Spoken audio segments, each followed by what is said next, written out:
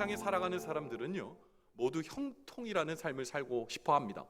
형통이라는 것 국어사전에 찾으면요, 내 마음 먹은 대로 잘 되는 거예요. 내 마음 먹은 대로 잘 되는 거 얼마나 좋겠어요. 시험만 보면 따박따박 다 붙고요. 사업하는 건 날마다 형통하고요. 안 되는 일 없는 형통, 누구나 다 꿈꾸는 것이겠죠. 그러나 성경은 형통을 좀 다르게 표현하고 있습니다. 세상은 국어사전적 의미가 그런 거라면 성경은 형통을 하나님 뜻대로 잘 되는 것인데, 다시 돌려 얘기하면 주님 뜻대로 잘 되는 것이 형통이에요. 주님 마음 먹은 대로 잘 되는 것이 형통이에요. 사랑하는 성도 여러분, 주님 마음 먹은 대로 잘 되는 형통이 우리 오늘 이 말씀 듣는 저와 여러분의 복이 되기를 간절히 바랍니다. 여러분, 그러면 주 형통의 역사 우리 살고 싶은데, 예수 믿는 우리 살고 싶은데, 그러면 그 주 형통의 역사 어떻게 살아야 할까요? 여러분, 우리가 참고서가 있는 것도 아니고 뭐 지침서도 있는 게 아니에요.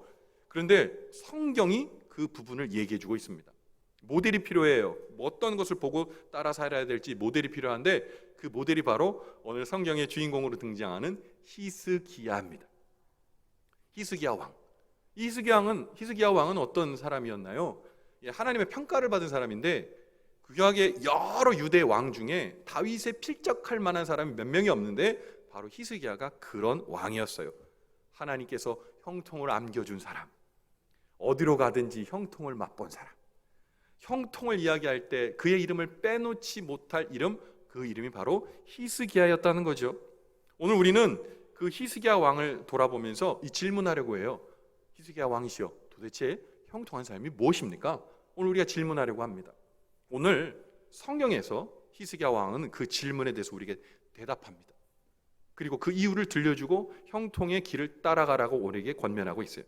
사랑하는 성도 여러분, 오늘 이 아침에 이 말씀 들을 때 어디로 가든지 주님께서 축복해 주시는 은혜가 듣는 자에게 있고 믿는 자에게 있고 행하는 자에게 있게 되기를 주님의 이름으로 간절히 축원을 드립니다. 여러분, 먼저 히스기야 왕의 형통한 삶은요, 하나님 앞에서 정직한 삶을 살아갈 때 시작된다고 말씀하셨어요.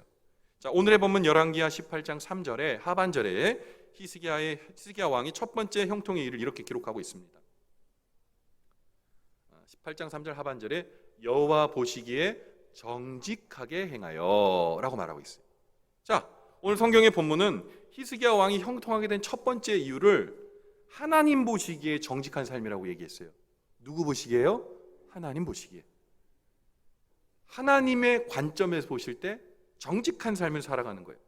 그러면 하나님이 보시기에 정직한 삶은 그러면 어떤 삶일까요? 적당한 눈가림이나 또는 세속적 처세술로 인생을 살지 않겠다는 결단적인 삶이에요. 히스기야 왕의 아버지 아하스가 있었는데, 이 아하스는 처세술에 능한 왕이었습니다. 뭐 어떤 처세술에 능했냐? 이분은 나라를 부강하게 만들려는 목적이 있었어요. 근데 하나님만으로는 좀 부족한 것 같아요. 하나님은 보이지도 않고 만질 수도 없잖아요. 그래서 아하스 왕이 제일 먼저 한 게 뭐냐면 외교입니다. 외교.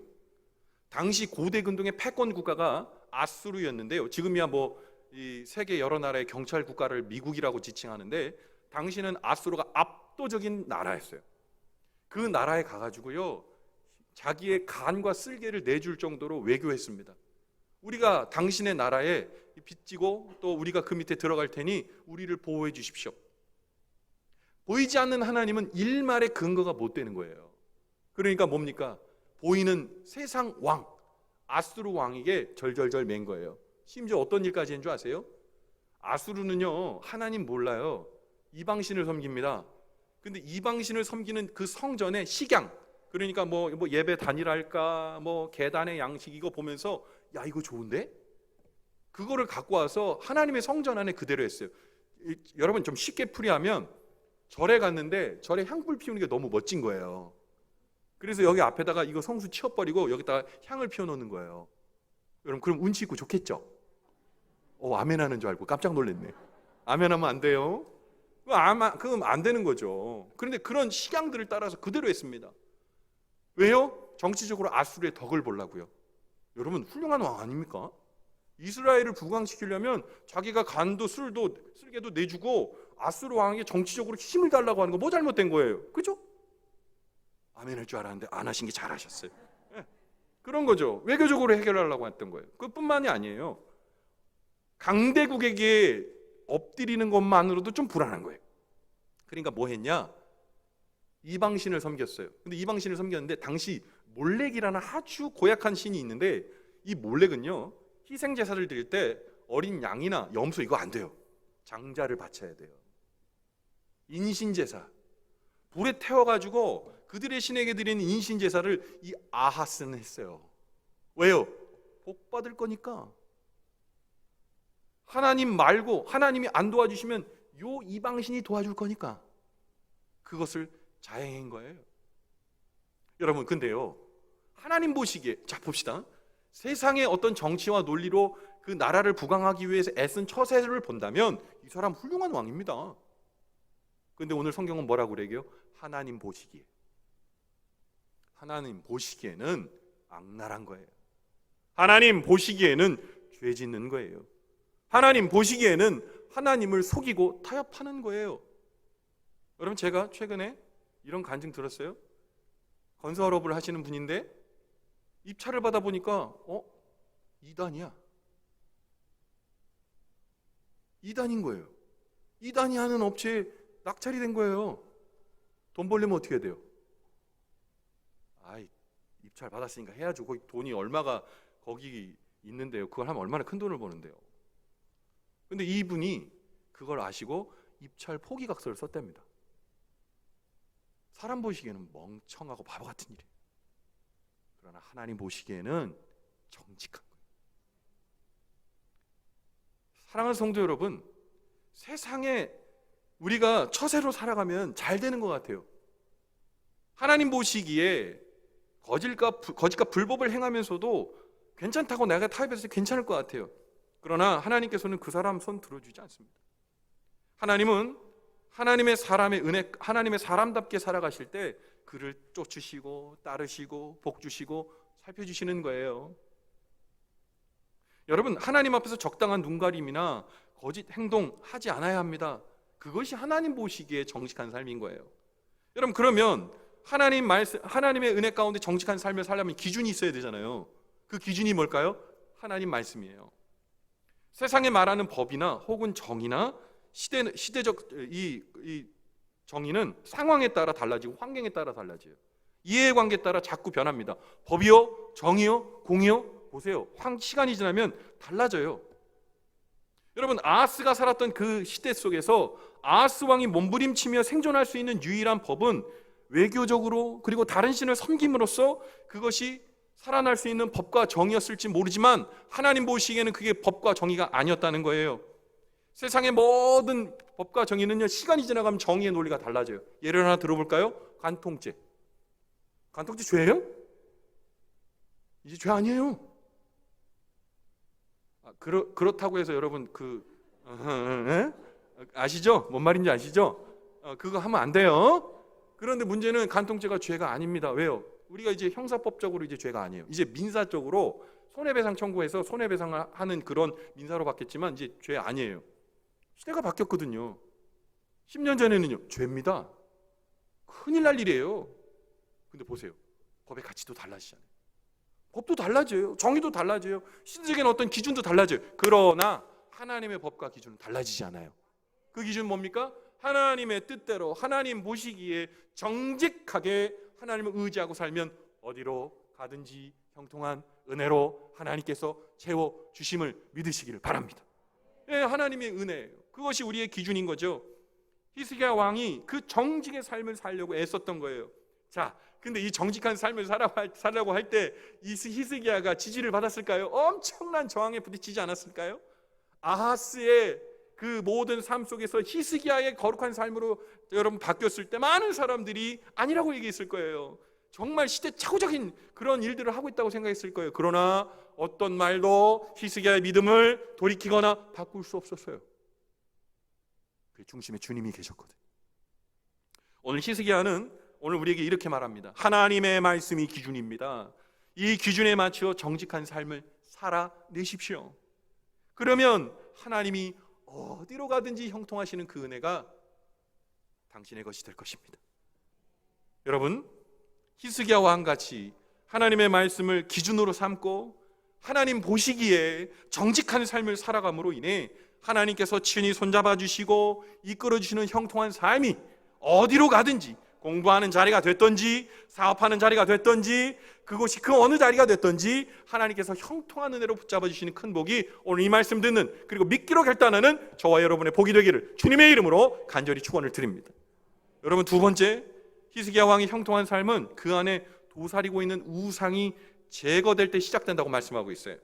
자, 오늘 본문에 열왕기하 18장 4절에 히스기야의 형통의 두 번째 이유를 다음과 같이 기록합니다. 그가 여러 산당들을 제거하며 주상을 깨뜨리며 아세라 목상을 찍으며 모세가 만들었던 놋뱀을 이스라엘 자손이 이때까지 향하여 분향함으로 그것을 부수고 느후스단이라고 일컬었더라. 아멘. 여러분, 오늘 본문의 말씀처럼 히스기야 왕이 하나님의 형통을 누렸던 두 번째 이유는 바로 하나님이 가장 싫어하시는 우상을 제거하고 척결한 거예요. 여러분, 히스기야는 우상 제거 작업 중에 제일 먼저 한 게 뭐냐면 산당을 때려 부셨어요. 근데 여러분, 산당이 뭐길래 이 히스기야가 이렇게 싫어했을까요? 자, 보세요. 이스라엘은 하나님 앞에 예배하려면 어디로 가야 돼요? 예자로 시작하는데 렘자로 끝났는데 정답입니다. 예루살렘이요.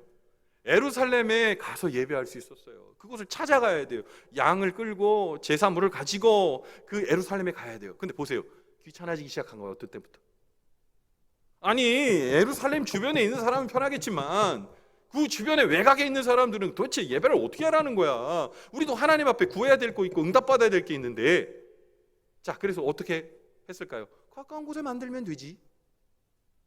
자기들이 거주하기 아주 접근하기 편리한 접근이 요기한 곳에 산당을 만들기 시작했어요. 처음엔 산당을 만들고 예배하기 시작했습니다. 그런데 하나님께서 통치해 주시고 역사하시는 은혜보다도 주변의 이방신들, 그들이 거주하고 있는 이방신들이 더 능력 있고 좋은 것 같아요. 그 다음에 산당에다가 우상도 같이 섬기는 거예요. 아이고, 그렇죠? 그 산당이 그냥 우상의 집밥처가 된 거예요. 여러분, 이거 무섭게 드셔야 돼요. 우리가 코로나19 이 시대에요. 예배, 어떤 예배? 하나님 앞에 드려야, 대면에 하나님께 드리는 예배, 하나님과 함께 호흡하며 드리는 예배가 예배일 텐데, 여러분, 코로나 기간이 벌써 3년이 거의 다 됐죠. 우리가 온라인으로 드리는 예배가 더 편하고 좋아요. 어쩔 수 없는 상황 속에서 하나님을 예배 드리는 그 감격스러운 그리고 열정적인 예배자가 어쩔 수 없어서 모든 사람들이 이 때에 우리가 조심하고 또 우리가 그것을 애써야 되기 때문에 온라인 예배로 이 화면 안에 예배 드렸지만 이것이 나중에 우리의 편리가 되어 산당이 되면 안 되는 거예요. 산당이 되어서 내가 처음에는 거기서 예배도 드리고 여러 가지 하나님 앞에 올려드리는 감격이 있었지만, 여러분 보세요. 온라인 예배 드리니까 점점 하나님에 대한 은혜와 감격이 생겨요? 아니면 점점 편한 옷을 입어요? 점점 편한 옷을 입잖아요. 제가 코로나 저도 걸려서 먹었잖아요. 코로나. 집에서 다른 목사님이 예배 드리는 거 제가 집에서 예배 드리는데 갇혀서 입고 예배 드리니까 불편하더라고요. 저도. 근데 문제는 우리 성도님들이 이것을 하시면서 계속 시간이 지나면 이게 유지될까라는 생각이 드는 거예요. 여러분, 합리타당한 이유가 우리의 핑계가 되면 안 돼요. 산당은요, 합리타당한 이유예요. 우리 하나님 예배하려고 하는 거예요. 근데 처음에 하나님 예배 드리는 그 마음이 이방신과 그 어떤 것도 상관없는 산당이 되어버리니 히스기야가 다 부셔버릴 수밖에 없었던 거예요. 부신 겁니다. 하나님 외에 하나님께 진정한 예배로 예배하지 않은 그 산당은 예배당으로서의 가치가 없는 거예요. 그리고 이 히스기야가 다음에 한 것이 무엇입니까? 각색 우상의 목석과 주상들을 다 깨트려 버렸어요. 이유가 뭘까요? 가나안은요, 농경 문화입니다. 비를 내려주는 신이 필요하고 비를 내려주면 그것을 곡식을 여물게 하는 신이 필요해요. 근데 비를 내려주시는 신은 뭡니까? 바알이요. 여물게 하는 신은 뭡니까? 아세라입니다. 그러면 이 신들이 비를 내리고 여물게 해주니까 이거는 여러분 풍성 주머니 아니에요? 축복 주머니예요. 은행 잔고의 금액과 똑같은 거예요. 근데 이것을요, 과감하게 찢어버렸어요. 다 깨트려 버렸습니다. 왜 그럴까요? 우상은요, 말도 못하는 내가 만든 조각품이에요. 근데 그것을 섬기는 것 보고 다 깨트려 버린 거예요. 오직 하나님만이 우리의 하나님이시고 우리의 신앙의 대상이십니다. 그 고백을 담아 우상을 깨트려 버린 거예요. 여러분, 근데 보세요. 우리 마음에 우상들이 도사리고 있어요. 그 우상들 무엇입니까? 여러분, 나의 욕망이에요. 내가 꿈꾸고 기대하는 바예요. 여러분, 우리의 마음 가운데 하나님 외에 하나님으로 믿고 우리가 그 자리에 있는 것 있다면 그거 우상입니다. 그것을 척결한 거예요. 여러분, 그리고 마지막 깨트려버린 게 뭐예요? 모세가 세웠던 놋뱀입니다. 놋뱀 어디 나오냐면 이스라엘 백성들이 출애굽 여정에서 하나님 믿지 못하고 범죄했을 때 연병이 걸려서 사람들이 죽기 시작해요. 그랬더니 모세가, 하나님께서 모세에게 말씀을 주셔서 놋뱀을 올려고 그 놋뱀을 쳐다보면 산다 그랬어요. 그랬더니 사람들이 다 보니까 살아났습니다. 하나님의 놀라운 기적의 역사가 일어난 거예요. 그러면 그것은 도구이기 때문에 용도 폐기된 거예요. 그 다음에 쓸모없어요. 그런데 그 놋뱀을 가지고 이게 효험이 있다고 생각하는 거예요. 여러분, 유적지 가보면, 여러분, 제가 특별히 제주도 갔더니 돌 하루방이, 어떤 하루방이 코가 없어. 쟤는 왜 코가 없지? 왜 쟤는 조각품인데 만들어질 때부터 장애를 갖고 이렇게 만들어졌지? 그랬더니 그거 원래 그랬던 거야? 아니에요. 코를 만지면 아들을 낳는다는 거예요. 그러니까 어떻게 계속 쓰다듬고 또 쓰다듬고 또 쓰다듬으니까 나중에 코가 없어졌어. 예, 없어진 코를 또 쓰다듬어. 목석인 거거든요. 목석인 거. 그런데 그 놋뱀을 섬기는 거예요. 자, 보세요. 여기 십자가 있습니다. 이 십자가 어떤 거죠? 예수님께서 이 십자가에 못 박혀서 돌아가셔서 치욕적인 그 수치를 당하시면서 우리를 구원하셨어요. 자, 봅시다. 십자가가 능력이 있는 거예요? 아니면 십자가를 지신 예수님이 능력이 있는 거예요? 예수님이죠. 십자가를 지신 예수님의 보혈이 능력이 있는 거지 십자가 나무떼기가 능력이 있는 게 아니에요. 그런데 지금 이스라엘 백성들은 똑같은 우를 범하고 있는 겁니다. 놋뱀은 아무런 능력이 없어요. 거기에 역사하셨던, 그 시간에 역사하셨던 하나님의 능력이 있는 거지. 그러면서 이스기야가 그걸 보고 화가 났어요. 그래서 다 부셔버렸습니다. 그리고 느후수단이라는 이름을 붙였는데 그 느후수단이라는 이름이 뭔지 아세요? 뜻이 뭔지 아세요? 놋조각이에요. 이건 아무것도 아니라는 거예요. 그냥 놋조각, 놋나부랭이라는 거예요. 히스기야가 그런 열정으로 하나님의 은혜로 하나님을 바라보며 우상들을 척결한 겁니다. 합동신학대학원 전 총장인 조병수 교수님이 살아계신 하나님의 교회라는 그 글을 썼는데 거기에서 이런 이야기를 하셔서 잘 들어보세요. 해와 달, 사람, 동물, 금은, 목석을 이성적으로는 신이라고 생각하는 사람은 단 한 사람도 없을 테지만 묘하게도 사람은 자신을 쇠뇌시키며 그것이 무엇을 줄 거라고 믿고 애써 섬긴다는 거예요. 이런 이유 때문에 이 교수님 이렇게 말합니다. 우상은 인간의 욕심이 형상화된 것이라는 거예요. 그래서 우상 숭배에는 인간의 욕심이 투영되고 우상 숭배는 욕심이고, 그래서 우상 숭배에는 타인에 대한 것은 아무것도 없고 오직 이기적인 욕심, 자기만 있다는 거예요. 여러분, 오늘 히스기야 왕처럼 우리가 제거해야 될 우상 무엇일까요? 여러분, 우리 마음 가운데 내 욕망을 투영하는 존재가 뭡니까? 여러분, 돈이 없으시면 죽을 듯 너무 힘드시죠? 근데 그것을 힘듦을 넘어서 여러분, 우리의 모든 온 신경이 거기가 있고 그것만 생각한다면 우상입니다. 나의 자녀가 잘 됐으면 좋겠어요. 그런데 덮어놓고 다 잊고 하나님보다 내가 그것만 더 관심을 갖고 있다면 죄송하지만 우상입니다. 하나님 대신 다른 위치를 점하고 있는 그것은 우상입니다. 히스기야 왕은 오늘 이렇게 말합니다. 우상은 하나님이 아닙니다. 우상은 사람들이 자기의 욕망을 만들려고 만든 허상입니다. 하나님은 우주 만물을 창조하셨고 우리를 사랑하셔서 우리 독생자이신 예수님까지 우리에게 내어주신 참 하나님이십니다. 내 마음의 우상을 제거하십시오. 하나님을 믿으십시오. 그래서 어디로 가든지 형통하는 은혜를 나처럼 경험하십시오. 오늘 히스기야는 그렇게 말합니다. 사랑하는 성도 여러분, 우리 안에 우상이 제거되어지고 주님께서 손 붙들어 주시는 놀라운 축복이 우리의 모든 삶에 재현되기를 주님의 이름으로 간절히 축원을 드립니다. 마지막이요, 히스기야 왕은 형통한 삶이 하나님과 연합한 삶을 살 때 시작된다고 말했어요. 오늘 본문 열왕기하 18장 6절에 히스기야의 형통을 이렇게 말합니다. 기록합니다.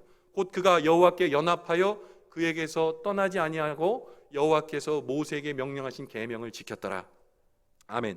여러분, 히스기야 왕이 하나님을 의지했죠. 그리고 연합했다 그러는데 제가 의미가 좀 잘 안 들어왔어요. 그래서 유진 피터슨이 쓴 메시지 성경에는 어떻게 기록되어 있는지 한번 살펴봤는데 똑같은 구절을 이렇게 고백하고 있습니다. 그는 하나님을 꼭 붙들고 잡은 손을 절대 놓지 않고 그분이 모세에게 말씀하신 모든 말씀에 그대로 순종하였다. 여러분, 연합이란 표현을 뭐라고 얘기해요? 잡은 손은 하나님을 꼭 붙들고 잡은 손을 절대 놓지 않는 거예요. 여러분, 우리가 주님과 우리가 손을 잡았다 쳤을 때 누가 더 손을 잘 우리가 놓을 확률이 클까요? 기억하세요.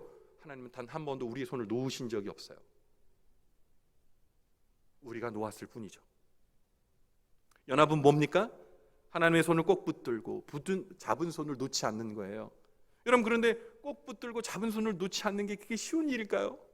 아니요. 세상에 많은 사람들은 오늘도 얘기합니다. 지금 우리가 믿는 신앙의 의미와 가치가 있냐고 물어봅니다. 그 귀한 시간, 황금 같은 시간, 주일에 그 편하고 안락한 시간을 다 포기하고 그 딱딱한 의자에 앉아서 하나님의 말씀이라고 얘기하는 그 말씀이 도대체 나의 삶에 어떤 이유와 목적과 가치를 주냐고 얘기합니다. 사람들이 얘기하지 않을지라도 내 마음의 이야기가 그렇게 얘기할 겁니다.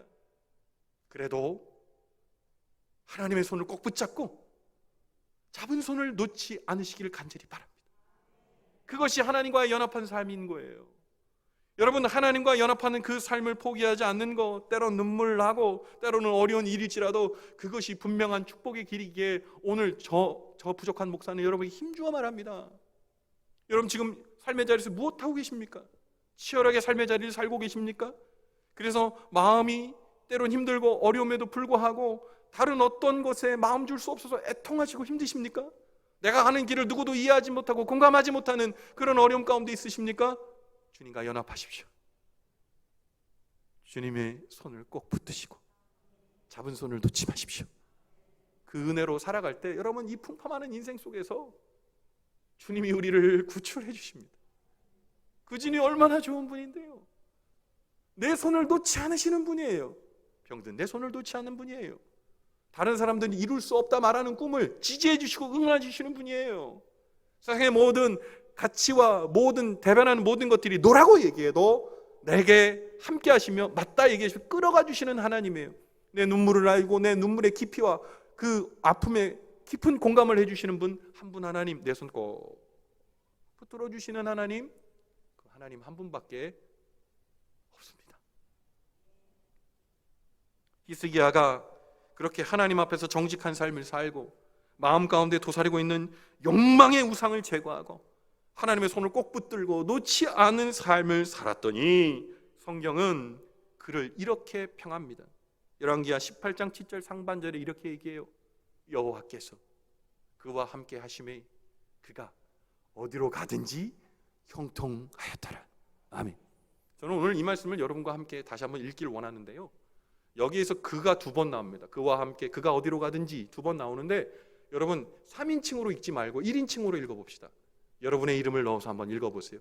제가 읽는다면 이렇게 읽을 거예요. 여호와께서 성인이와 함께 하심에 성인이가 어디로 가든지 형통하였더라. 같이 한번 읽어봅니다. 시작.